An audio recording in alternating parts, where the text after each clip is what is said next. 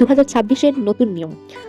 বেলুড় মঠে ভোগ প্রসাদ আগে আগে আমরা জানতাম যে নর্মালি যে কোনো কিছু মানে কম সংখ্যক টাকার পরিবর্তেও আমরা মানে ভোগ প্রসাদ পেতে পারি, বাট এখন আর সেই নিয়ম নেই। এখন জনা প্রতি 50 টাকা করে তোমরা ভোগ প্রসাদ পাবে, এবং ভোগ প্রসাদ দেওয়ার নিয়মও পরিবর্তন হয়েছে।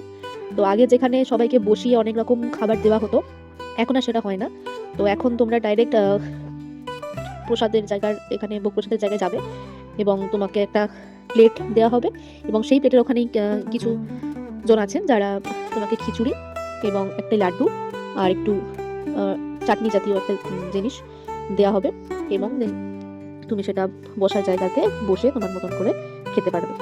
হোপফুলি দ্বিতীয়বার চাইলে পাওয়া যায় নাকি জানি না, তবে আমি যখন গিয়েছিলাম দেখলাম এখানে দ্বিতীয়বার কেউ চায়নি। তো এটাই নতুন নিয়ম দেখলাম 2026-এ, আগে এরকম ছিল না।